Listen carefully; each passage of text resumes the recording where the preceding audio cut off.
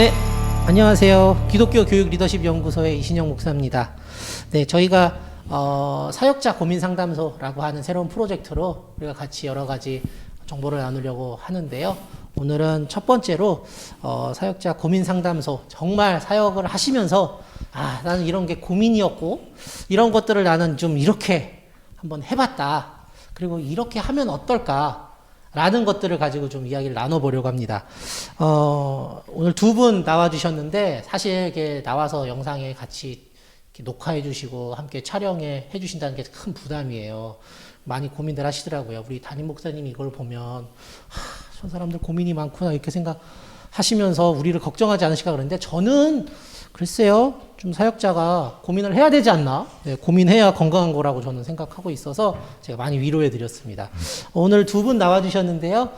두 분, 전도사님 각자 이렇게 소개해 주시면은, 저희가 영상이니까, 네, 박수로, 네, 각자 박수로, 네, 마음속의 박수로 크게 환영하도록 하겠습니다. 네, 그러면 어떻게, 그냥 한 분씩 소개해 주시죠. 네. 네, 안녕하세요. 저는 분당 소망교회에서 소년부를 섬기고 있는 1년차 사역자 공민지입니다. 네, 안녕하세요. 저는 분당 소망교회에서 중등부 섬기고 있는 여기 동기 같이 들어온 박태정입니다. 네, 감사합니다. 이렇게 먼 길 와주셔서 감사합니다. 네, 중등부 소년부, 야, 이거 거의 사춘기 핵이네요, 핵. 네. 네, 그러시면은 지금 이제 교회와 부서와 이렇게 사역 경력들을 이렇게 말씀을 해주셨는데, 그래도 이제 교육부서 사역하시지만 나는 평생 교육부서에 나는 헌신하겠다 이런 사역자들도 계시지만, 우리 전도사님 두 분은 특별히 관심이 있고 내가 좋아하는 목회 영역이 있으실 것 같아요. 네, 혹시 그런 관심이 있거나 좋아하는 목회 영역이 있다면 어떤 영역이 있는지 이번에는 박태정 전도사님부터 한번 네. 말씀해 주시겠어요? 저는 관심 있는 게 다음 세대에 이렇게 목회에 관심이 있고 또 청년부 목회에 관심이 있습니다. 왜냐하면 제가 청년회 때 예수님을 처음 만나서 그때 예수님을 모르는 사람들이 내 주변에 너무 많이 있었고 또 그런 사람들에게도 복음이 필요하기 때문에 제가 청년 사역에 관심 있고 또 그 전에 더 예수님을 빨리 만났으면 좋겠다라는 생각이 있어서 좀 다음 세대 복음화에 좀 관심이 많이 있습니다. 네, 공민지 전도사님은 혹시? 네, 저도 사실은 원래는 청년 사역에 관심이 많았습니다. 왜냐하면 이 시대의 청년들이 사실은 그냥 살아가는 것도 너무 힘든 세상인데 그 안에서 그리스도인으로 살아가는 것은 더더욱 이제 힘든 세상인 것 같아요. 그래서 어떻게 보면 어떻게 하면 청년들이 정말로 행복하게 잘 살 수 있을까에 대해서 고민을 많이 하게 됐고, 또 갈수록 이 복음이 다음 세대로 이어지는 게 너무 힘든 세상인 것 같은데 그 역할을 이제는 교회만 감당하는 게 아니라 가정에서도 아이들이 가정에서 양육을 받는 것도 굉장히 중요한 시대가 되었다라는 생각이 들어서 청년들을 잘 양육시켜서 하나님의 가정을 이루고 또 그 가정 안에서 자녀들을 또 하나님의 자녀로 양육시켜 갈 수 있는 어떤 그런 것들이 마련되어지면 참 좋겠다라는 생각이 들어서 청년들을 잘 양육하고자 하는 그런 소망을 갖게 되었습니다. 두 분 다 청년 사역이 앞으로 하고 싶은 사역의 분야시네요. 네. 그럼 혹시 이렇게 청년 사역을 내가 해야 되겠다라는 거를 이렇게 신학대학원에 오기 전이나 혹시 경험해 보신 그런 계기가 있으실까요? 혹시? 네, 저는 이제 신학을 하기 전에 CCC라는 선교단체에서 전도를 받아서 이제 CCC 활동을 시작했는데요. 이제 CCC 활동을 하면서 이제 청년 사역에 대한 필요를 많이 느꼈고, 그리고 이제 제가 졸업을 한 다음에 CCC 간사로 지원을 했어요. 그래서 CCC에서 캠퍼스 사역자로 3년 반 정도의 시간을 보냈기 때문에 아무래도 제가 가장 많이 경험하고 체험한 부서가 또 청년부 사역이기 때문에 좀 많은 관심을 가지게 되었습니다. 네.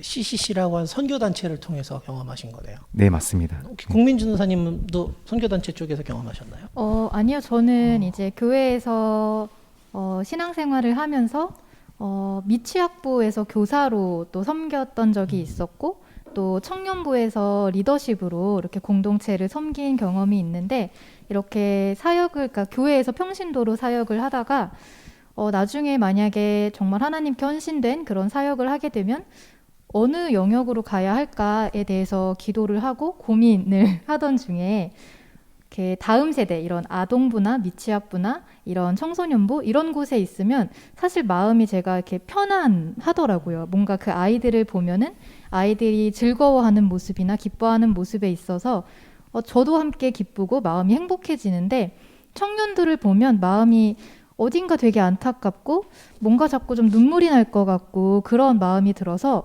하나님의 부르심은 물론 개개인마다 다 다르게 역사하시고 부르시는 하나님이시겠지만 저에게 있어서 하나님의 부르심은 뭔가 마음속에 눈물이 날 것 같은 하나님의 눈물이 있는 그런 곳이 부르심의 곳이지 않을까라는 생각이 들어서 그래서 청년 사역에 관심을 갖게 됐습니다. 네. 혹시 죄송하지만 두 전도사님 연령대가 혹시 20대 후반, 30대 초반 이쯤이신가요? 네, 네, 30대 초반, 네, 네. 초중반입니다. 아, 그러세요? 네. 네. 저도 제가 20대 후반에 청년 사역 처음 시작했는데 저는 할래 산 건 아니고 갑자기 부임하려고 했던 교회 담임 목사님이 전도사님은 청년 사역이 더 어울릴 것 같아요. 그래서 느닷없이 청년 사역을 했어요. 근데 저도 그 마음이었던 것 같아요. 네, 청년들을 보면 이 친구들이 결국은 이제 미래 한국교회 일꾼들인데 이 친구들 어떻게 하면 좋을까? 어떻게 하면 내가 이 친구들하고 정말 좋은 신앙의 추억을 남길까? 뭐 그런 생각도 많이 했고 제가 아마 이때 사역할 때 그 마음이었던 것 같아요. 젊었을 때, 한 살이라도 젊을 때 하나님께 아주 팔팔할 때 내 이 건강함을 바쳐서 사역을 해봐야 되지 않나. 근데 두 분 딱 그런 마음이신 것 같아요, 지금. 네, 맞습니다. 네, 뭐 이제 여기까지는 이제 두 전도사님들 뭐 신앙의 간증과 같은 이야기들이 좀 있었고 이번엔 질문은 좀 이제 그런 부분이에요. 현실적인 고민들. 이제 우리 구독자 여러분들이 이 내용들 보실 때 나도 그런 거 있기는 했는데 그래도 사역 처음 하면은 그래도 뭐 좀 걱정되는 부분 있지 않았을까. 그러니까 저도 사역 처음 뭐 설교 하라고 하니까 이제 하긴 하는데 설교 뭐 저는 이제 저희 구독자들은 다 알고 계시지만 저희 아버지가 목회를 하셨어요. 그러니까 이제 뭐 설교하는 게 뭔지 뭐 아버지를 어깨너머로 이렇게 뵙고 그랬으니까 이게 뭔지 다 아는데 사실 그냥 평신도의 입장에서만 있다가 내가 갑자기 강단에 서야 된다 이런 것부터 시작해가지고 막 다가오는 그런 부담감이라고 할까요? 거룩한 부담감이라고 할까요? 그런 게 좀 있잖아요. 혹시 뭐 그런 것들은 어떠셨는지 전도사님은 그런 부분들은 걱정하셨던 부분? 네, 네. 사역을 처음 나갈 때 어떤 부분이 있었을까요? 네, 사실은 제가 처음 이제 이 분당 소망교회를 지원할 때 지원 부서가 소년부가 아니었어요. 저하고 같은 네. 뭔가 스토리를 갖고 계시네요. 네. 원래는 이제 중등부를 지원을 했었는데 면접을 보고 나서 이제 목사님께서 소년부를 이렇게 맡아서 섬겨주면 어떻겠냐라고 제안을 하셨어요. 그래서 저도 일을 해야 되니까 사역을 해야 되니까 네 목사님 알겠습니다. 좋습니다라고 대답은 했지만 이게 중고등부 사실 청소년부는 교역자와 학생이 이렇게 직접적으로 컨택을 할 수 있는 관계라면 그 밑에 있는 아동부는 교역자와 학생이 컨택을 하기도 하지만 교역자와 부모님이 맞아요. 컨택을 해야 되는 부분이어서 부모님과 제가 어떻게 자녀에 대해서 이야기를 나눌 수 있을까가 사실은 가장 큰 고민이었어요. 제가 아직 결혼을 안 했고 자녀를 낳아서 키워본 경험이 없어서 과연 내가 부모님께 이 아이에 대해서 이 자녀에 대해서 뭐라고 말을 하는 게 이게 괜찮은 걸까? 올바른 걸까? 내가 정확하게 제대로 좀 이런 목양이라고 표현해야 될지는 잘 모르겠지만 그런 걸 할 수 있을까에 대한 부분이 저는 가장 큰 걱정이었습니다. 그러니까요. 이게 부모님들은 그렇게 생각 안 하실지 모르지만 네. 이제 우리 입장에서 내가 애도 안 낳았는데 네. 맞아요. 자녀 교육, 뭐 자녀 양육에 대해서 내가 나보다 더 잘 아실 텐데 이건 뭐 맞아요. 어떻게 네. 훈수를 둔다니 뭔 얘기를 해야 되지 뭐 이런 네. 고민들. 네, 저도 상담할 때 저는 이렇게 아동 상담 전문가 아니에요. 근데 자꾸 이렇게 자녀 뭐 우리 애가 뭐 이렇게 하면 뭐 어떻게 해요? 근데 저는 솔직히 저도 우리 애를 제가 어떻게 할 줄 못해가지고 지금 답답한데. 난 부부 뭐 이런 청년 성인 이쪽인데 자꾸 이렇게 물어보시면 내가 어떻게 답하지 이럴 때 있거든요. 그 마음 이해됩니다. 네. 전도사님은 혹시 사역 처음 시작하실 때 어떤 점이 제일 걱정이 되셨던 부분이세요? 저도 이제 그걸 좀 말하기 전에 처음에 면접 봤을 때 부서를 저한테 어디 부서를 하고 싶냐고 여쭤보셨어요. 그래서 중등부랑 소년부가 있다. 네. 근데 저는 이제 소년부를 하고 싶다고 말씀을 드렸어요. 네. 근데 지금 두 명이 바뀌어가지고 놀랍습니다. 왜 소년부가 하고 싶었냐면은 중등부 아이들이 사춘기 시절이 있기 때문에 제가 주일학교를 경험해보지 않은 사람으로서 좀 그래도 연령이 있고 사춘기에 막 접어들어서 좀 이제 감당하기 좀 더 어렵다고 생각하는 부서를 맡는 것보다 처음 사역은 좀 그거보다는 좀 더 수월한 소년부부터 시작하는 게 맞지 않을까라는 생각에 있어서 그렇게 생각을 했었고, 여기 사역 와서 고민했던 것도 그 부분이에요. 어떻게 내가 이 사춘기 아이들을 첫 사역지로 이렇게 만나게 되는데 이 아이들과 어떻게 소통하고 또 내가 이 아이들과 공유할 수 있는 주일학교 경험이 없는 사람인데 내가 어떻게 이 아이들을 이해할 수 있을까, 이 부분이 고민이었고, 또 두 번째 고민은 선생님들과 관계를 어떻게 해야 되지, 이게 또 어려웠어요. 저도 교회 안에서 이렇게 연장자와 관계를 맺어보는 경험이 거의 없는 사람이기 때문에 이제 캠퍼스에서 저보다 어린 사람들하고는 이제 많이 교류를 해봤지만 저보다 연장자와 함께 뭔가 사역을 해본 경험은 거의 전무하기 때문에 어떻게 선생님들과 소통하지? 또 우리 한국 사회는 약간 그런 게 있잖아요. 저보다 나이 많은 분들에게 뭔가 의견을 어필하거나 또 뭔가 부탁을 할 때 좀 죄송스럽고 조심스러운 부분들이 있잖아요. 거기 뿐더러 또 친해지기가 어렵겠다. 나이 차이가 많이 있어서 50대, 40대 이런 분들하고 어떻게 해야 친해질 수 있을까, 이런 고민들을 많이 하고 시작했던 것 같습니다. 그 고민 많이 하셨을 것 같아요. 그러니까 그 고등학교까지는 교회 안 다니시다가 대학에 가서 처음 영접하시고 네. 그리고 이제 신앙생활이라는 걸 시작하신 거잖아요. 그쵸. 그렇죠. 그러니까 이게 교회 학교의 경험이 없는 상태에서 사실 요즘 이런 신앙의 시작을 가진 분들 자체를 만나는 게 쉽지 않은 시대인데 참 그 고민이 많으셨겠어요. 근데 혹시 뭐 그거를 어떻게 지금 사역 시작하신 지 한 8개월 정도. 8개월 되셨으니까 이제는 뭔가 이렇게 조금 이렇게 그런 것들을 내가 대처한다고 해야 될까요? 적응해낸 뭐 노하우라는 게 좀 생기지 않으셨을까요? 뭐 8개월 가지고 노하우라고 하기는 좀 그렇지만 이제 저 나름대로는 네. 이제 감사한 게 제가 이렇게 뭔가 타개책을 한다기보다는 선생님들께서 제 사정을 아시기 때문에 먼저 다가와 주시고 먼저 어떻게 관계를 좀 더 이렇게 원활하게 해보려고 많이 적극적으로 도움이 주셨어요. 그러니까 어떻게 보면 사역자로서 생각했을 때는 내가 먼저 그렇게 하고 이렇게 해야 되는데 먼저 이렇게 리더십을 보여줘야 되는데 그런 부분에서는 참 모자란 부분이었다 생각하는데, 또 반대로는 선생님들께 너무 감사하다, 나의 이런 모자라고 부족한 부분들을 아시고 또 채워주려고 먼저 다가와 주시고 이렇게 먼저 이렇게 의견을 내주시고, 이런 부분에 있어서 저는 이렇게 뭔가 사역자로서 좀 부끄럽지만 혜택을 받은 것 같아요. 제가 이렇게 제시해야 될 부분들, 또 이끌어가야 될 부분들을 선생님들 도움을 많이 받고 여기까지 오게 된 것 같습니다. 혹시 그런 이야기를 처음에 사역 시작하실 때 저는 이전까지 제가 주일학교의 경험이 없고 대학에서 처음 주님을 만나서 제가 신앙생활을 시작했습니다, 이런 얘기를 혹시 교사 선생님들한테 먼저 하셨나요? 네, 제가 처음에 인수인계를 받을 때 그런 얘기 절대 하지 말라고 인수인계를 받았어요. 제가 이제 제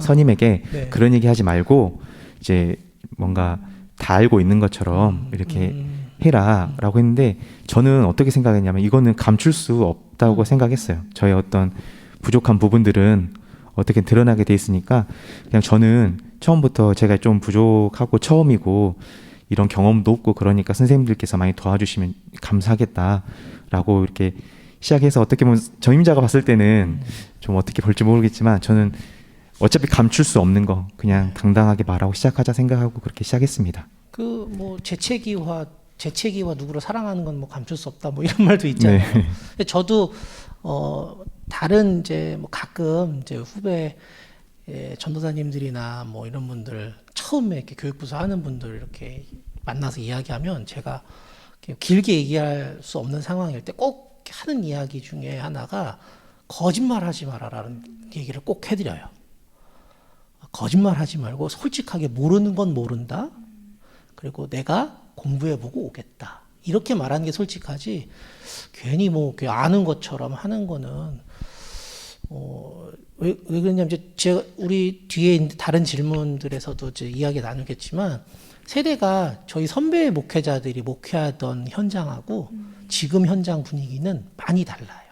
오늘 이제 우리가 이제 같이 이야기 나누실 내용이 이제 교사 선생님들하고의 관계 이야기잖아요. 그래서 제가 그런 이야기들을 해요. 요즘 교사 선생님들은 어떻게 보면 사회적으로 우리보다 훨씬 더 아는 게 많은 분들이다. 굳이 그런 분들한테 내가 이만큼 안다, 뭐 할 것도 없고 내가 모르는 거는 모른다. 이런 거는 내가 좀 더 공부해서 다시 오겠다. 그렇게 이야기하는 게 솔직하다고 생각이 된다. 그랬을 때 그게 또 최소한 우리 사역자, 목회자들을 최소한으로 지켜낼 수 있는 뭐 일종의 마지노선이라고들 많이 하죠. 그런 게 될 수도 있다 이런 이야기들 하는데 뭐 지금 전도사님 해주신 얘기가 막 고민을 많이 하셨을 것 같아요. 전임자는 절대 말하지 마라. 큰일 난다. 이랬는데 그 용기를 내신 그 부분이 저는 참 누가 이렇게 또 누구한테 그런 거 물어보기도 어렵고 그런데 이렇게 하셨다는 그런 부분이 참 그냥 제가 이렇게 전도사님 뵈면서도 확실히 또 저하고는 또 다른 세대의 또 다른 그런 마인드를 가지고 이렇게 당당하게 나가시는 전도사님의 모습인 것 같다라는 생각을 지금 들으면서 제가 해봤습니다. 네. 자, 그러면 이제 뭐 말씀드렸던 대로 이제 우리가 이제 교사하고 관계를 만들어가는 부분에 대한 이야기들을 좀 나누려고 해요. 예전에 이제 제가 준전임 사역인가 처음 딱 나갔는데 그 교회는 장로님이 교육부서의 부장을 하세요. 안수 집사님이 총무를 맡으시고 교사가 한 30명쯤 있었던 것 같아요. 학생은 한 8, 90명인데 무슨 느낌이 들었냐면 이거는 거의 뭐 내가 당회를 들어가야 되는 느낌이다. 그렇잖아요. 장로님 계시고 뭐 교회 중직들이 뭐 다들 임원이시니까 보통 제가 그전에 있던 게 그렇지 않았거든요.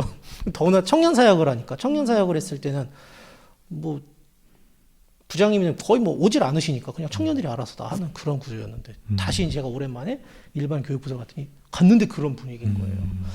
이게 확 이렇게 좀 부담스럽고 그때 다시 내가 어떻게 이분들하고 관계해야 되지? 라는 그런 생각을 좀 했었는데 뭐 지금 전도사님도 이제 사역 이제 8개월 하셨고 전도사님도 이제 네, 동기신 이제 동일하게. 하셨으니까 그런 마음이셨을 것 같아요. 네. 선생님들하고 내 관계를 어떻게 만들어야 되나. 그래서 그런 이야기들을 좀 나눠보려고 해요.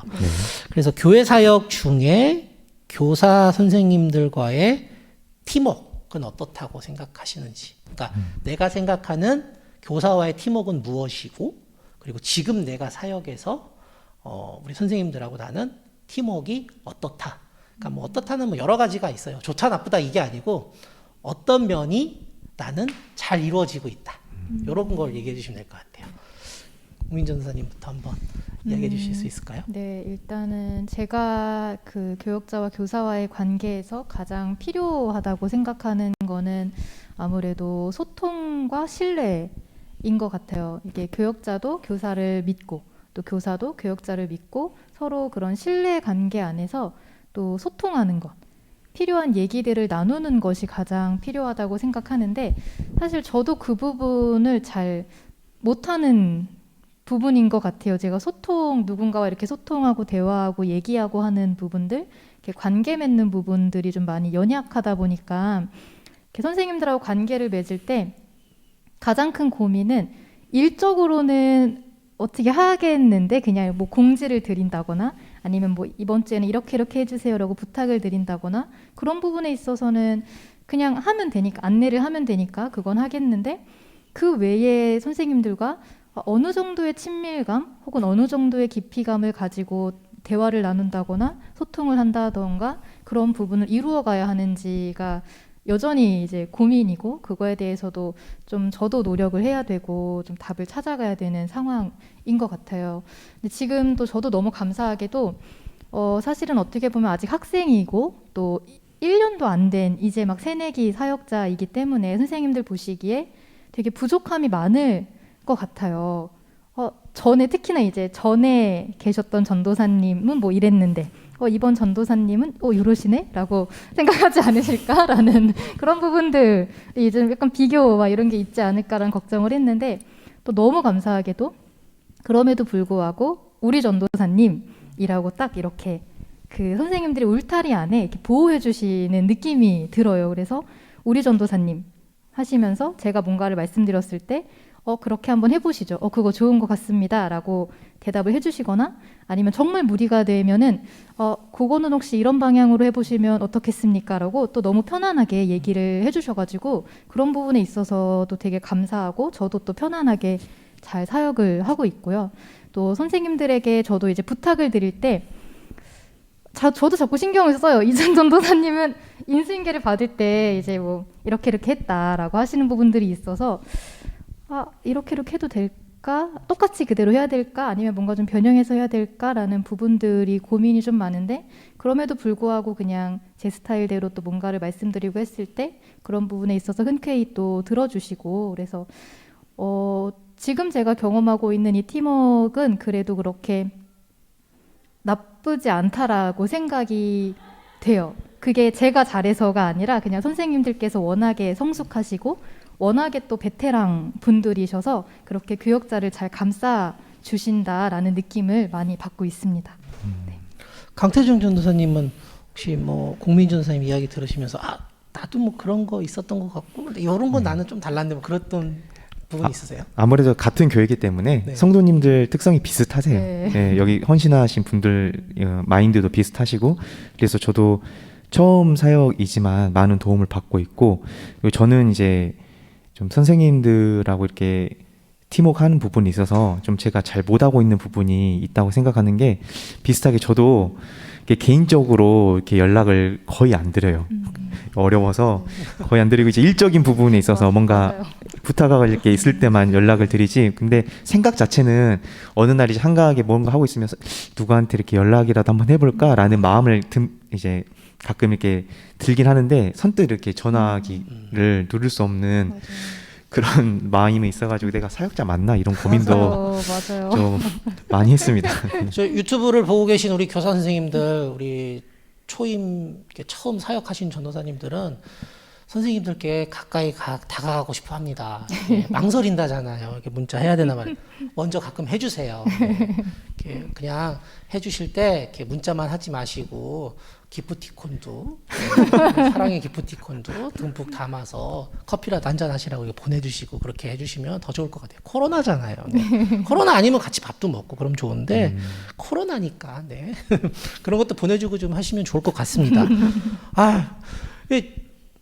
제가 뭐 그 전도사님들 처음처럼 그 사역하는 그 무렵에 저도 그런 거 많이 이렇게 느꼈던 것 같아서 지금 저도 이제 들으면서 생각하는 거예요. 나는 그때 그걸 어떻게 했지? 뭐 어떻게 했나? 뭐 여러 가지 생각들 하는 것 같아요. 네, 저도 감사합니다. 저의 기억 회로를 다시 돌려주시고 한번 해주셔서 감사합니다. 근데 이제 두 분이 공통적으로 이제 같은 교회에 있기 때문인 것도 있지만 얘기해주신 게 이제 교사로 헌신한 선생님들의 이게 마인드가 우리는 그렇기 때문에 오히려 이제 사역자들이 조금 더 이렇게 수월하게 적응하는 부분이 있었다. 전도사님도 사역하고 계신 분당 소망교회가 지금 창립 몇 년 정도 됐죠? 21년 21년 그 정도 됐습니다. 네. 그러면 이제 혹시 이제 이 유튜브 내용을 보시는 그쯤 되는 교회에 사역하신 전도사님들 처음 가시는 분들은 또 이제 비교하시는 부분이 있을 것 같기는 해요. 네.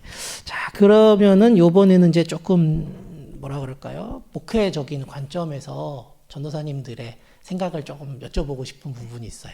뭐냐면 이 교사 선생님들하고 관계에서 가장 중요하게 생각돼야 될 가치가 무엇이냐. 아까 공민 전사님 살짝 얘기해 주신 것 같아요. 이렇게 소통과 신뢰 뭐 이렇게 얘기해 주셨던 것 같은데 뭐 그런 가치들 내가 생각하는 교사와의 관계에서 가장 중요하게 생각하는 가치가 있다면 어떤 건지 강태준 전사님은 저도 어떤 건지 소통하고요. 네.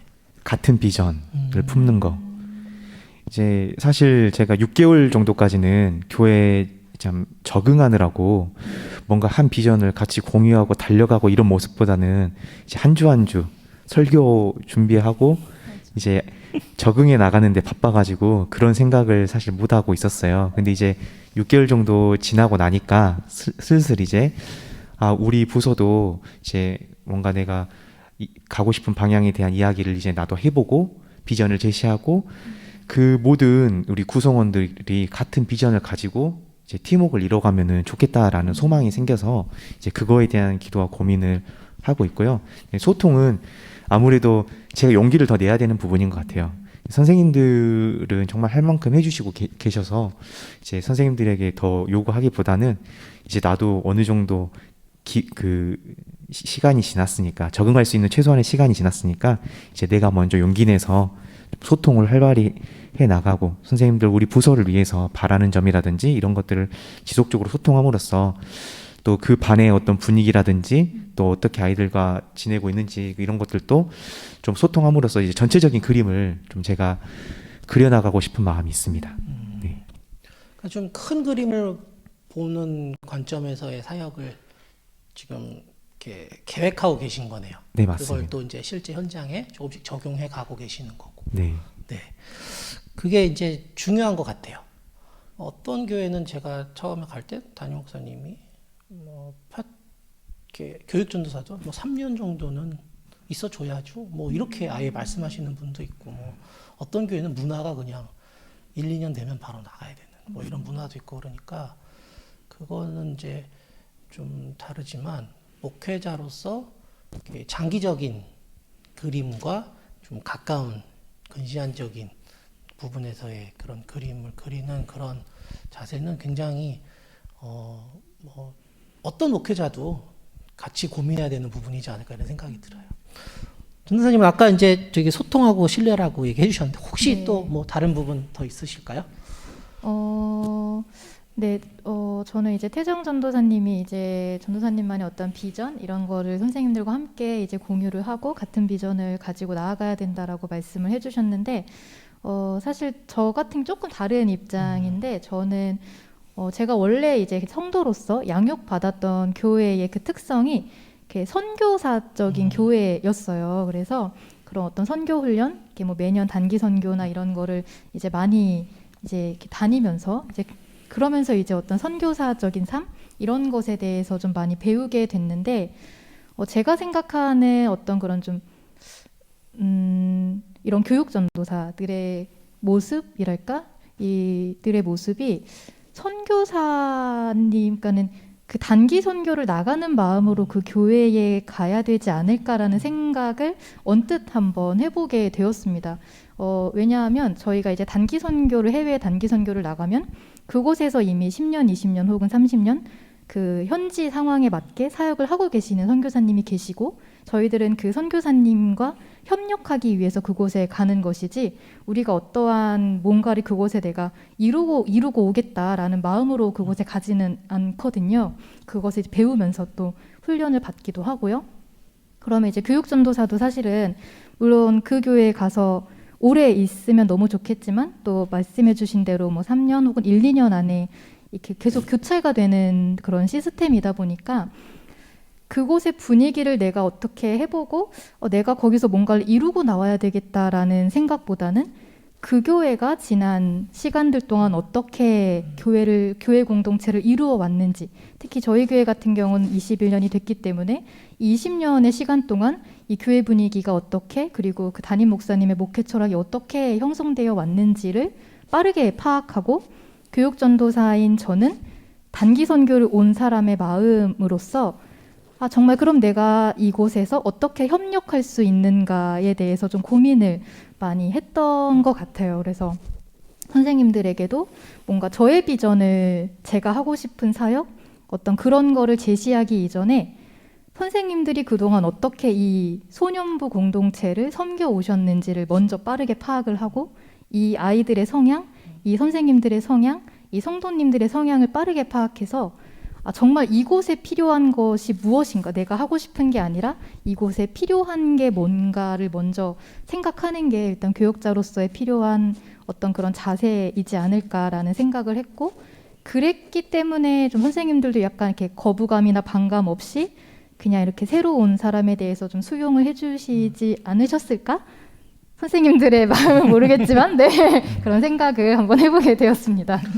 그 지금 전도사님 해주신 얘기가 저는 저도 와닿아요. 뭐냐면 저희 아버지가 이제 목회하시는데 처음에 저 사역하는 그 무렵에 그러시더라고요. 부교육자는 거쳐가는 사람이야. 그 교회 끝까지 남는 교육자는 담임 목사밖에 없어. 그런 얘기 하시더라고요. 뭐 저런 얘기를 저렇게 슬프게 얘기하시나. 난 노력하고 나도 그러는 데인데 제가 뭐 저도 이제 현실의 벽에 부딪히고 뭐 그러다가 보니까 그 얘기가 와닿더라고요. 그러니까 가서 막 가끔 그런 분들 있어요. 뭐 교사들하고 막 싸우시고 그런 거 보면은 본인의 열정이 있는 거예요. 그러니까 그분이 막 성격이 모나서 그렇다기보단 그분이 목회 열정이 있는 분인데, 그러니까 그 목회 열정은 나중에 담임 목사가 돼서 단독 목회에 가서 해도 늦지 않고, 지금 부교육자의 삶은 여러 가지 교회들을 경험해 보는 거죠. 그러니까 우리가 평생 목회해야 될 마지막 종착지에 가기 위해서 그 종착지까지 다양한 경험을 단시간 내에 빨리 해봐야 되는 그런 것 같아요. 지금 이제 그런 시기잖아요. 그러니까 전도사님이 얘기하셨던, 저도 그걸 어떻게 설명해야 되나 했는데 오늘 저도 답을 듣네요. 단기 선교를 가는 마음으로. 네, 단기 선교 가면 그렇잖아요. 그 선교사님이 데리고 가시는 선교지에 그냥 쭉 따라가고 맞아요. 가서 공연하고 같이 네. 밥 먹고 네. 게임하고. 근데 내가 이걸 하는 게 뭐 의미가 있어? 하지만 그럼에도 불구하고 그런 것들이 계속 이루어진다는 거는 그게 의미가 있는 사역이기 때문에 그게 계속 된다는 생각이 들더라고요. 그러니까 교회도 마찬가지죠. 전도사님들이 뭐 이렇게 짧게는 1, 2년, 길게는 뭐 3, 4년에 이렇게 한 번씩 바뀌지만, 그렇게 바뀌면서도 선생님들은 그래 이분은 또 이렇게 하시네, 뭐 그래 뭐 다 노하우들이 있는 상태에서 그럼에도 불구하고 그렇게 계속 돌아가고 운영이 되고 가는 이유는 그런 거지 않을까? 의미가 있으니까, 그런 거조차도 의미가 있으니까 뭐 그렇지 않을까 생각이 들었어요. 네. 자, 그러면은 다섯 번째는 좀 이제 바라는 부분에서 이런 것들을 바란다. 전도사님들께서 이렇게 교육부서에 바라는 팀워크 있으실 것 같아요. 네. 그러니까 앞서서는 나는 이렇게 생각했고 나는 실제로 좀 이런 가치를 갖고 있었는데, 근데 현장에 있어 보니까 이게 팀워크로 필수적이겠다라는 것들이 있었을 것 같아요. 네. 전도사님은 어떤 게 있으셨을까요? 사실은 조금 조심스러운 이야기인데, 저는 그 선생님들뿐만 아니라 이제 뭐 모든 다 목회 영역이 다 그렇겠지만 성도님들이 교회를 공동체라고 생각을 해주셨으면 좋겠다라는 생각이 들었어요. 특히나 이제 시대가 점점 가면 갈수록 현대인들이 너무 바쁘다 보니까 그 어떤 신앙이나 이런 부분을, 자신의 신앙을 내가 일주일에 한 번 주일에 교회 가서 예배 드리면 나는 다 했어라고 생각하는 게 점점 더 이렇게 커지는 것 같고, 그러한 신앙을 또 아이들이 이렇게 보고 배우면서 자라는 것 같아요. 그런데 이게 교회라는 거는 어떠한 내가 서비스를 받기 위해 가는 곳이라기보다는 하나님께서 나에게 주신 또 하나의 공동체이라고 생각을 하거든요. 저희가 가정 공동체를 생각해 보면 아버지의 역할, 어머니의 역할, 자녀들의 역할이 하나가 돼서 가정 공동체가 되는 거고, 회사에 가도 직장에 가도 각자의 위치와 각자의 자리에서 주어진 그런 역할들을 수행하면서 그 회사가 계속해서 이루어져 가는 것처럼, 이 교회라는 곳은 어떤 뭐 담임 목사님 혼자 혹은 그 부서 담당 교역자 혼자 해서 이루어가는 그런 공동체가 아니라 그 안에 속해 있는 모든 사람들이 함께 이루어가는 공동체라는 생각을 했었어요. 그런데 막상 제가 한국 교회를 이렇게 많이 경험해 본 것이 아니라서 사실 더 조심스러운 부분인데, 막상 현장에 나가 보니까 교회를 공동체라고 생각하지 않고 내가 은혜를 받는 곳, 내가 뭔가를 받는 곳이라고 생각하는 분들이 이렇게 좀 적지 않은 것 같아서 그런 부분에 있어서 좀 공동체라는 내가 속한 공동체, 우리 가정, 우리 가족처럼 교회를 좀 생각을 해주시면은 좀 더 이렇게 교역자와 교사 간에 또 어떤 목회자와 성도 간에 더 좋은 팀워크 이런 것들을 이룰 수 있지 않을까라는 생각을 했습니다. 네. 이 강태정 전사님은 어떻게 생각하세요? 저도 비슷한데요. 네. 이제 저는 이제 막 공동체가 하나 되고 막 이렇게까지는 제가 어떻게 보면 길게 있는 것이 아니기 때문에 그걸 막 저랑 함께해서 똘똘 뭉친 어떤 한 공동체를 이루는 것까지는 생각을 못 해봤고, 우리가 지금 주어진 시간에 각자의 영역에서 맡겨진 일들에 서로 최선을 다하는 그런 팀워크를 가졌으면 좋겠다. 물론 이제 저도 저와 함께 한 공동체를 이루고 막 서로 이렇게 은혜 받고 그랬으면 좋겠는데, 이제 그 이전에 그냥 그런 그림으로만도 제가 만족할 것 같아요. 선생님들 각자 영역에서 이제 최선을 다하고 저도 사역자로서 맡은 부분에서 서로 최선을 다하면서 서로 이렇게 각자 영역에서 최선을 다할 때 그런 모습을 하나님 보시면은 잘 돌아가고 있네, 하나님의 어떤 사역이 잘 이루어지고 있네, 이렇게 보실 것 같다라는 생각도 들어서 저는 좀 그런 방향으로 나아가고 싶습니다. 저는 두 분 전도사님이 이렇게 공동체 그리고 맡겨진 영역에서 이제 최선을 다하는 것들 이렇게 얘기해 주시는 거 이렇게 들을 때 교육부서의 목회자가 내가 갖고 있는 이 팀워크가 가장 잘 이루어지고 있다라고 느낄 때가 언제일까라는 생각을 해보니까 사임할 때쯤이 아닐까? 사임할 때쯤? 내가 그 교회를 사임할 때쯤이 아닐까? 네.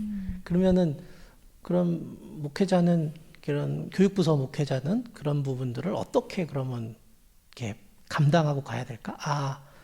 내가 여기서 이 시간 동안 이 팀워크를 이루어냈구나. 네, 이렇게 할 수 있는 거구나. 그런 성취 경험이죠. 성공 경험이죠.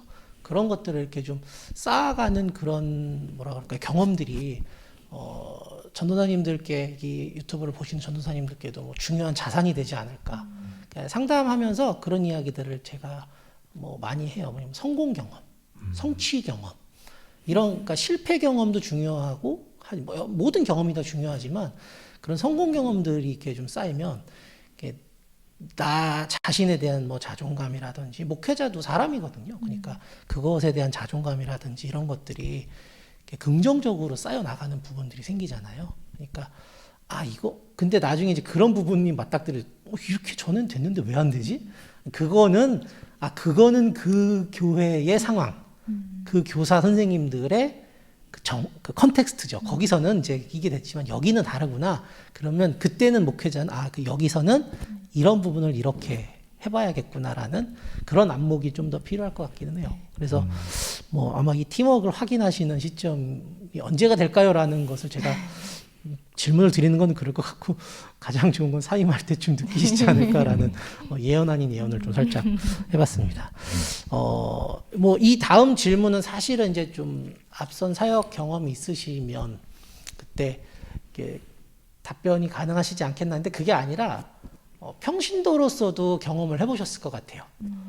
전도사님은 이제 교사라든지 이런 부분들을 아마 경험해보셨을 것 같고 전도사님은 이제 선교단체에서 간사의 역할을 하다 보면 결국은 제가 생각하는 선교단체 간사의 위치는 목회자와 그 평신도 사역자의 중간쯤이지 않을까라는, 그러니까 저는 이 중간 사람들 회색 분자라고도 말하겠지만 이렇게 경계가 있으면 그 경계에 걸쳐 있는 사람들도 분명히 있다고 생각해요.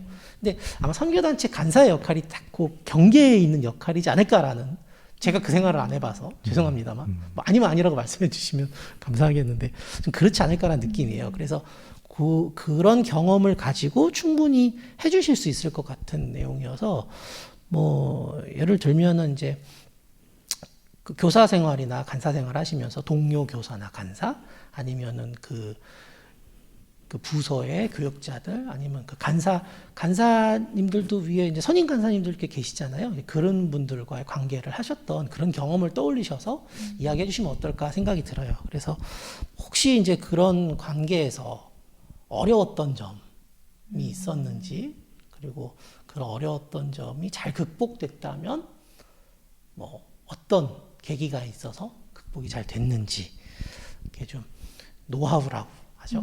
네. 그런 것들 좀 혹시 있으시면 아직 나눠주시면 좋을 것 같은데, 전도사님 혹시 있으실까요? 네. 지금 눈빛에서 나 되게 많은데요. 많은데 이거 나누기가 어려워요. 아. 나누기가 어려운데 네, 수위를 조절해서 개인 정보는 빼고. 네. 네. 빼도 이제 제가 선교단체 전체를 대변하는 건 아니고 이제 저 개인적인 부분에 국한된 거니까 좀 나누자면 동원 부분에서 좀 저는 힘들었어요. 그러니까 위에서 이렇게 그에서 몇 명 전도해라, 몇 명의 멤버십을 만들어라, 이렇게 강요는까지는 아니지만 은근히 그런 흐름이 있단 말이에요. 그러면 이제 위에 눈치를 보면서 사역을 하게 되잖아요. 그러면 제 안에 어떤 마음이 있냐면 그 숫자를 채우기 위해서 아이들한테 좀 강요하고 어디에 참여해라 이런 것들을, 그러니까 진짜 네가 하나님 은혜를 받아서 이곳에 와서 누려라 이런 게 아니라, 그거를 저도 이제 정말 사역자로서 부끄러운 마음이지만 그 수를 채우기 위해서 막 말을 꾸며내고 더 막 이렇게 해가지고 동원했던 그런 부분에 있어서 이제 제가 위 간사님하고 어떻게 보면 트러블이 있을 수 있잖아요. 근데 사실 제가 그 부분에 대한 많은 고민을, 물론 그것 때문만은 아니지만 그 부분에 대한 많은 회의감과 또 고민들이 있어서 이렇게 일단 잠시 중단하고 신학의 길로 온 것도 있어요. 그래서 좀 그런 어려움들이 있었는데 어떻게 보면 한국교회 전체적으로 봤을 때 다는 아니어도 그런 흐름들이 좀 있는 것 같아요. 숫자를 지향하고 어느 목회의 어떤 결과를 사람의 수나 또 동원의 수나 이런 것들로, 또 그 동원된 사람들로 어떤 큰 행사나 일들, 뭐 선교들 이런 것들을 해냈을 때 참 잘한 사역자고 성장하는 교회고 성장하는 사역했구나 이렇게 평가받는 것에 대해서 전 지금도 물론 그게 하나의 기준 될 수 있지만 그런 어떤 압박이 느껴질 정도의 그런 것들은 좀 지양해야 되지 않나 이런 생각하고, 그런 부분에서 좀 갈등이 있었습니다. 네. 전도사님도 혹시 이런 경험 있으세요? 네, 저는 말씀드릴 수 있습니다. 네, 저는 이제 두 가지, 그러니까 양쪽의 입장을 사실 모두 다 경험하게 된 게 있는데, 교사일 때는 사실 잘 모르겠고, 제가 청년 공동체에서 이제 그 회장으로 이 교회에 이제 사역자로 오기 전에 청년 공동체에서 회장으로 1년간 이제 공동체를 섬길 때 담당 목사님과 좀 이렇게 트러블이 있었어요. 근데 말씀드릴 수 있습니다. 목사님께도 말씀을 드렸기 때문에, 네, 목사님께 말씀을 드리고 나왔기 때문에 어떤 거였냐면, 가장 마음이 어려웠던 게 이제 회장의 역할은 그 담당 목사님과 또 같이 섬기는 그런 그 리더십들, 상위 리더십들 사이를 이제 잘 조율하고 협력해서 같이 공동체를 이루어가는 그런 역할을 감당해야 되는데, 목사님이 말을 안 해주시는 거예요. 뭘 하면 한다, 뭐가 바뀌면 바뀌었다라고 얘기를 해주셔야 되는데 저한테 말씀을 안 해주시는 거예요. 그리고선 이제 사역이 쭉 진행되고 나중에 어디서 이렇게 막 사고가 터지거나 빵꾸가 나거나 하면 그거를 또 이제 수습하느라 또 발을 동동동동 굴러야 되는 그런 상황들이 생겨서 그런 부분들이 되게 좀 많이 불편하더라고요. 저는. 그래서 목사님이 왜 소통을 안 하시나, 좀 바뀌면 바뀌었다고 얘기를 해주시고 한번 공지를 하셨으면 그럼 그 공지를 끝까지 갖고 가셔야 되는데, 물론 이제 변할 수 있죠. 상황에 따라 변할 수 있는데 그거를 미리미리 얘기를 안 해주시고 너무 이렇게 순식간에 확 변화를 주시니까 그 부분이 되게 힘들었었어요. 청년 그 평신도 봉사로 사역을 하면서. 근데 이제 사역자로서 현장에 나왔더니 웬걸 제가 목사님처럼 하고 있는 거예요. 저희 선생님들께.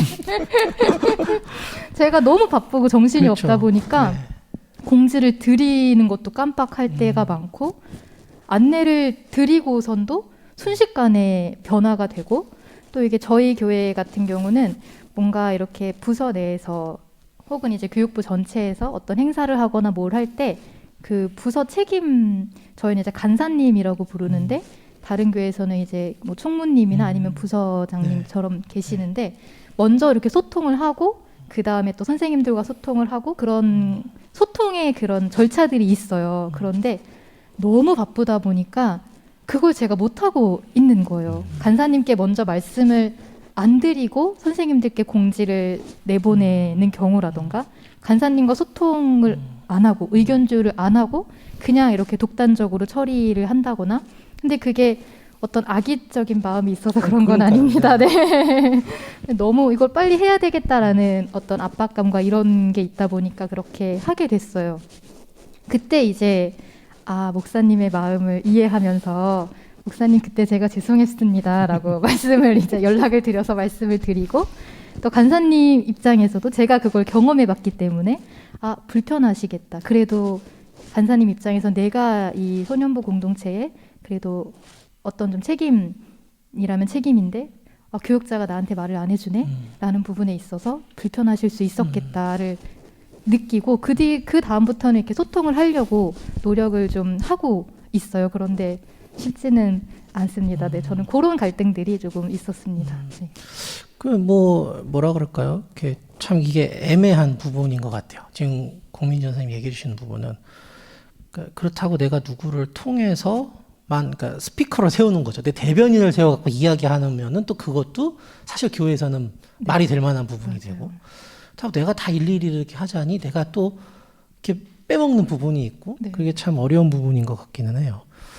그래서 이거는 그냥 제가 드는 생각은 교회의 분위기, 그 교회 분위기보다는 그 교육 부서의 분위기에 맞춰서 교육자가 이렇게 적절히 이렇게 처신을 해야 이렇게 좀 자연스러운 부분이지 않을까? 네, 그런 생각이 들고 그런 생각이 들어요. 이렇게 저도 상담 처음에 할 때 수많은 희생자들이 있었습니다. 상담 처음 하는 사람한테 와가지고 상담 받아갖고 막 하고 그 수많은 분들의 희생으로 제가 이제 어느 정도 경력이 되고 상담하면 이제 조심스럽게 하고 이런 상담사가 됐는데 목회자들도 똑같은 것 같아요.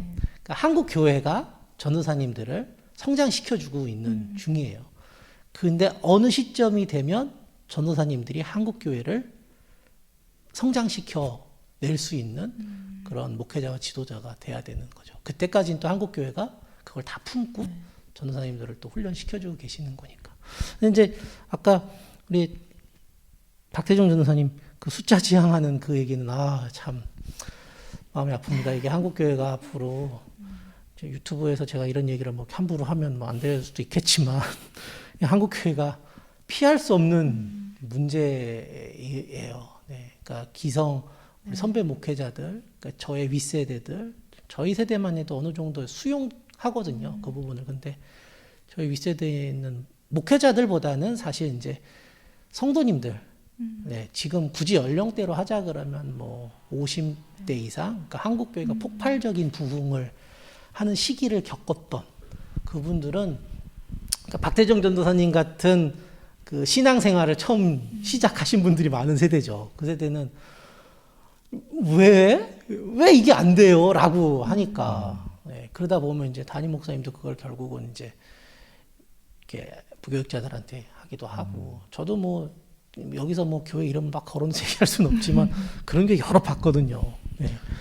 그러니까 전도 대축제 이런 거, 총동원줄 이런 거 걸어놓고 막 교구마다 할당하고 막. 맞아. 본인 때는 어떻게 이렇게 하면 이렇게 됐다. 이거를 계속 말씀하세요. 그게 좀 힘들었어요. 너무 힘들죠. 그러니까 한 번은 저도 쉬고 있을 때 다른 교단에 저희 아는 공부 같이 듣는 목사님이 자꾸 오래요. 저한테 예배를. 자기 교회 예배를 오래요. 그래서 아니 나 왜? 그랬더니 나 한 번만 예배만 드리고 가래요. 2부 예배부터는 사람 많으니까 1부 예배 오래요. 1부 예배 몇 시간가? 7시래요. 집에서 차 몰고 1시간을 가야 되는 교회들은. 아니 어떻게 해요? 쉬고 있는 거 알고 있으니까 이제 차 몰고 새벽 6시에 잘 차려입고 갔죠. 1부 예배 끝나더니 갑자기 저한테 새가족 등록카드를 주더니 쓰래요. 뭐야? 아, 좀 써줘. 그래서 나한테 영업했어? 그랬지. 좀 그런 총동원주의였던 거예요. 그래서 아이고 고생합니다. 그리고 이제 뭐 그랬던 적도 있긴 한데 이게 한국교회가 뭐 아마 전도사님들이 사역하실 때는 저는 제가 보는 예측은 조금 이제 좀 가라앉지 않을까? 이제는 현실을 직시하고 받아들여야 되는 시기가 이제 왔으니까. 근데 이제 아마 그 압박이 온라인 쪽으로 오지 않을까라는 예측을 해봅니다. 네. 조회수. 죄송합니다. 온라인 조회수가 왜 안 나오냐고. 네, 죄송합니다. 뭐 이런 예측 자꾸 하면 안 되는데 제가 이런 나쁜 예측했다 현실되면 이제 나중에 수많은 안티들이 저를 공격할 거 아니에요, 댓글로.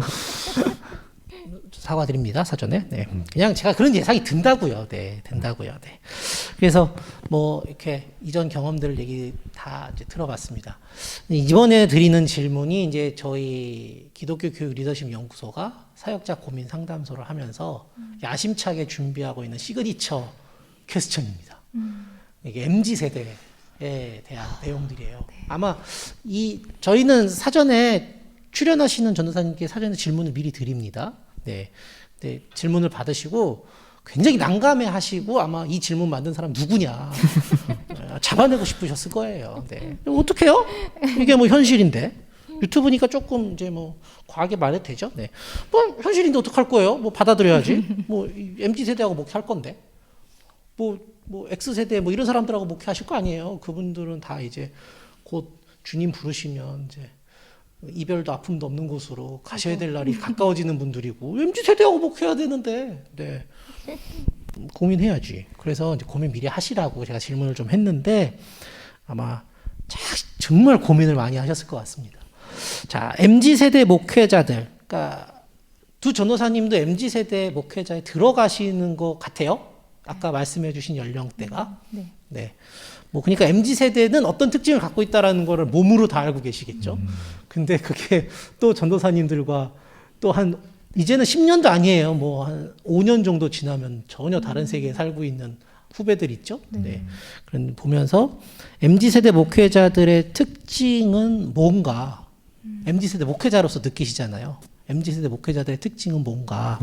그리고 앞으로 MZ 세대 목회자들은 어떤 관점을 가진 목회자가 될 것인가에 대한 두 분의 생각을 그냥 책임 안 지셔도 되는 거예요. 이건 내 생각이잖아요. 그러니까 자유롭게 말씀하시면 돼요. 유튜브니까 뭐 이거 나중에 나한테 그냥 오면 그냥 제가 답변할게요 대신.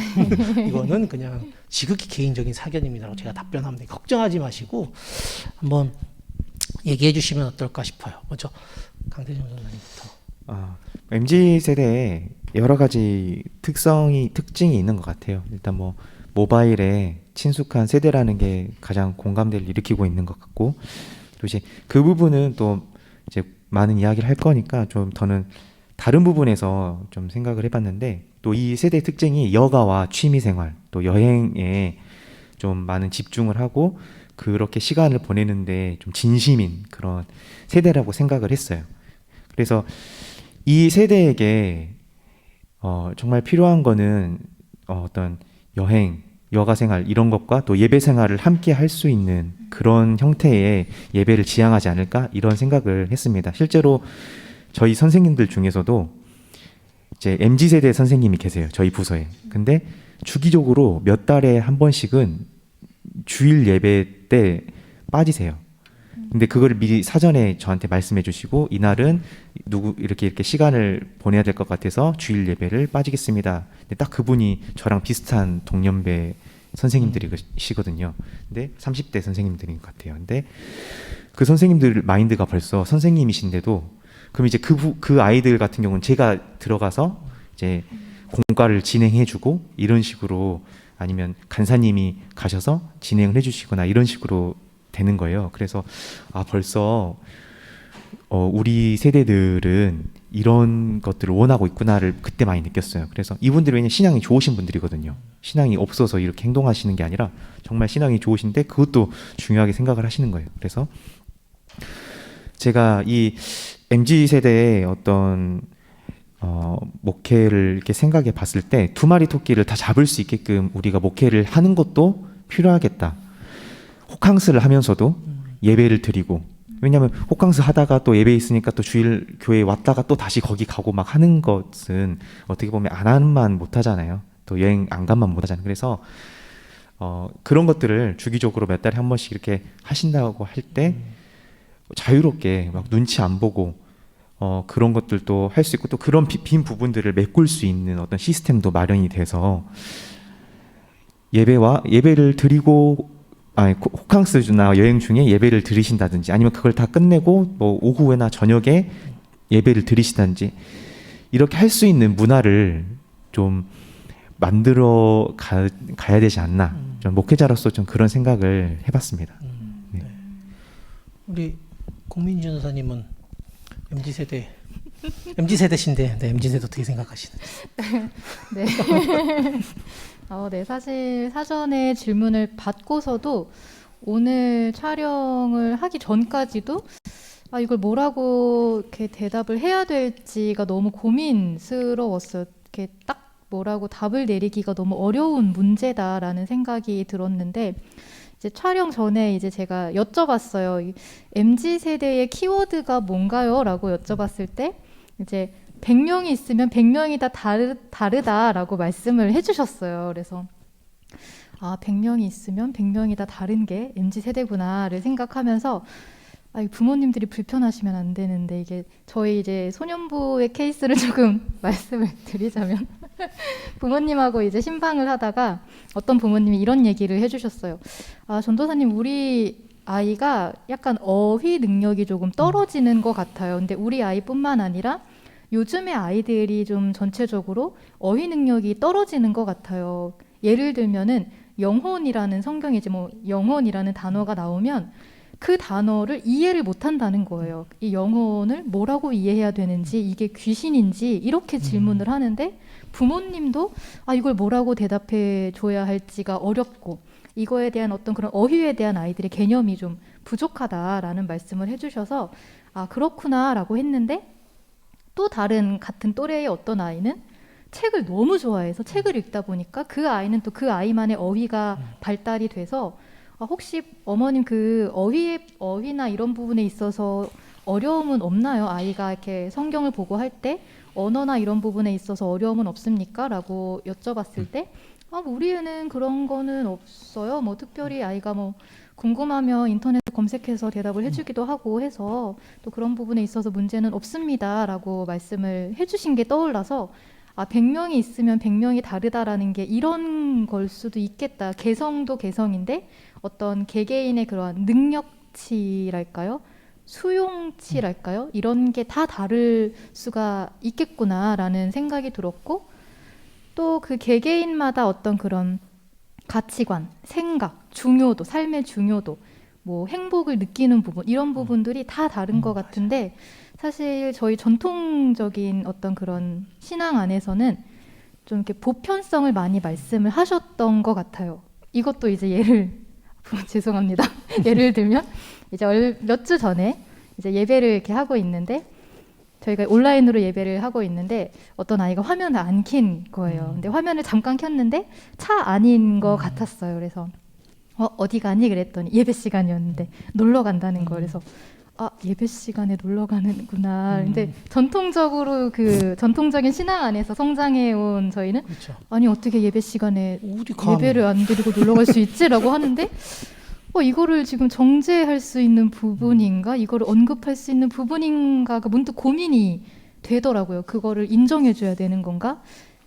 예배 놀러 감에도 불구하고 예배를 드리는 거에 잘했다라고 말을 해줘야 되는 건가? 라는 이런 고민들이 들어서 이게 MZ세대의 좀 특징이 아닐까. 개개인마다 성향도 다르고 능력도 다르고 생각이나 사고방식 이런 게 다 너무 다르다라는 생각이 들었어요. 그래서 그러면 앞으로의 그런 목회 방향을 어떻게 잡아가야 될까를 생각했을 때 사실은 전통적인 거를 저희가 완전히 버리면 안 된다고 생각을 해요. 그것을 이제 뭐 기성세대라고 해서 저희가 구분해서 이제는 그런 세대가 아닙니다. 이제는 더 이상 옛날 방식이 통하지 않습니다라고 너무 섣불리 말하기에는 이전에 목회를 해오신 저희 선배 목사님들에 대한 어떤 예의가 아닌 것 같아요. 그분들 시대에는 그게 맞았고 하나님께서 그렇게 맡기셨기 때문에 그렇게 해오신 부분들이었고, 근데 그거를 우리가 시대가 변한다라는 이유로 섣불리 바꾸기에는 저희가 너무 좀 교만하고 오만하지 않을까라는 생각이 들어서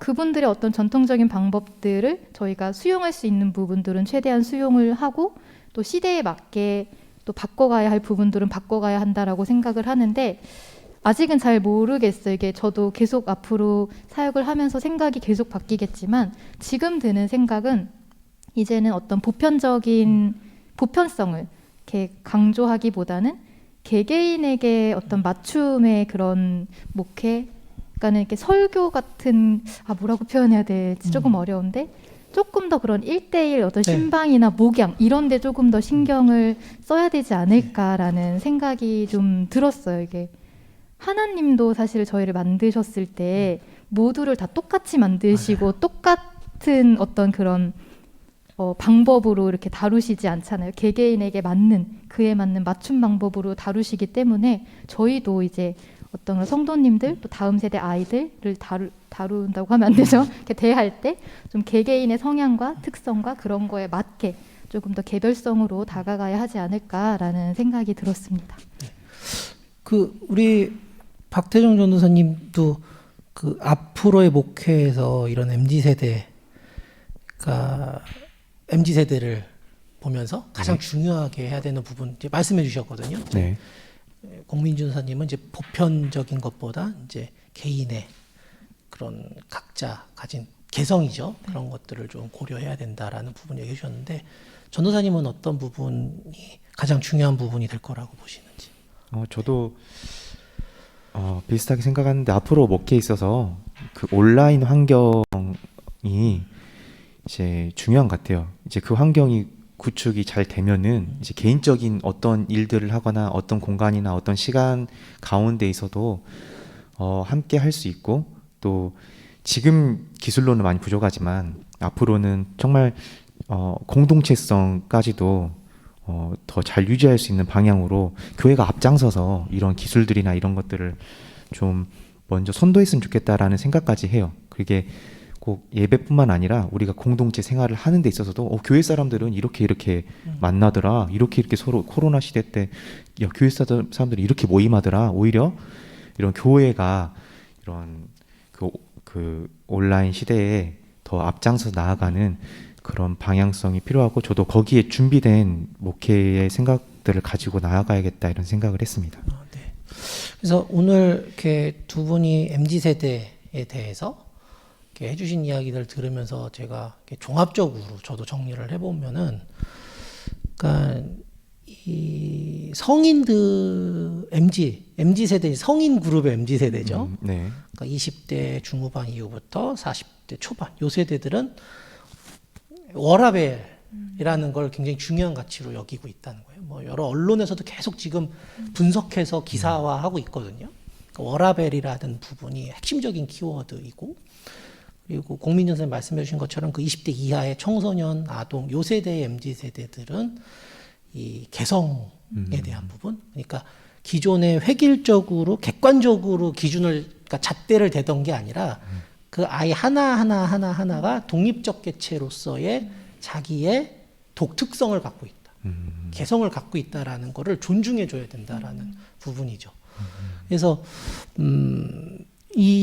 그냥 요런 얘기 제가 오래전부터 느끼던 건데, 이제 뭐 이게 코로나 덕분에 좀 빨라졌다라고 저는 받아들여요. 그러니까 온라인화가 된 것이 이런 개인적인 부분들을 좀 더 효과적으로 이렇게 우리가 접근해 갈 수 있는 환경이, 그러니까 뭐라 그럴까요? 우리의 힘이 아니라 코로나라고 하는 이런 재해가 확 교회가 그냥 한 5년, 10년 천천히 고민해야 될 문제를 확 땡겨갖고 고민하게 만들어 버렸다라는 생각이 들고, 그 워라벨이라고 하는 문제에 대해서 우리 목회자들도 조금씩 생각을 바꿔야 되는데, 뭐 보수적인 쪽에서는 이 온라인이라는 게 면죄부를 준 거다라고 느끼실 수도 있을 것 같아요. 그 워라벨을 지켜주는 것에 대해서.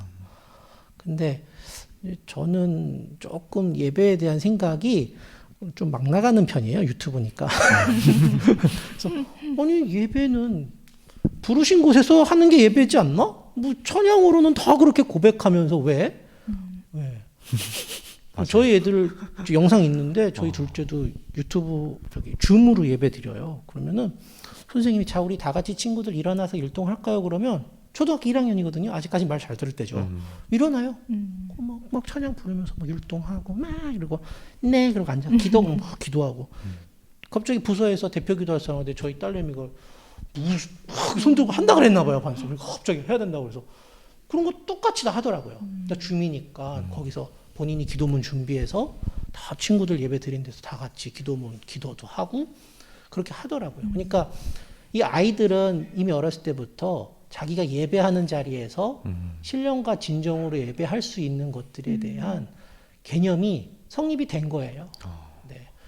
그래서 이런 부분들에 대해서 우리가 좀 더 다 폭넓게 목회자들은 폭넓게 고민해야 되지 않을까? 그러면서 워라벨의 부분에서는 좀 뭐 심리학적인 관점에서 죄책감을 느끼지 않도록 성도들이 내가 교회에 가지 않아서 예배를 제대로 드린 게 아니고 내가 있는 그 자리에서 불가피하게 내가 온라인으로 드리지만 거기서 정말 진심으로 전심으로 예배했다.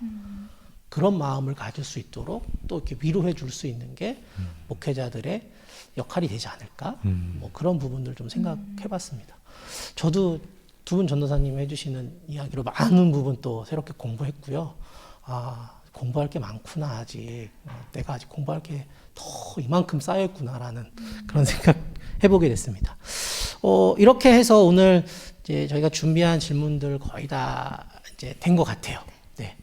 두 분 전도사님 빨리 맞췄으면 하시는 눈빛이긴 하지만 그래도 마지막으로 이렇게 한 분씩 오늘 이렇게 이런 내용들 같이 나누면서 뭐 드셨던 느낌 그리고 앞으로 내가 좀 더 이런 부분들을 숙고 그러니까 깊이 좀 생각하면서 이 목회 현장에 있어야겠다라고 하신 부분들이 있다면 한 가지씩 나눠주시면 좋을 것 같아요. 네. 그 제가 생각으로만 가지고 있었거나 아니면 생각을 해보지 않았던 것들을 가지고 생각해보고 뿐만 아니라 여기 와서 입으로 뱉으면서 이야기해보는 게 얼마만인지 모르겠어요. 네. 이게 사실 신학교를 다니면 신학생들끼리 이렇게 해야 될 영역인데 이제 같은 학교를 지금 다니고 있는데 저희 학교는 전격 온라인화가 되어가지고 이제 2학년이지만 아직 그런 것들을 많이 경험을 못 해봤어요. 학교에도 가본 일이 거의 없고 그래서 저는 그런 부분에 있어서 이런 목회나 이런 고민들 가지고 함께 나눌 수 있는 시간을 가진 거에 대해서 하나님께 정말 감사하고 또 이 자리에 함께한 우리 전도사님과 목사님께도 정말 감사한 마음이 들었습니다. 네. 전도사님도 말씀해 주시죠. 네, 저는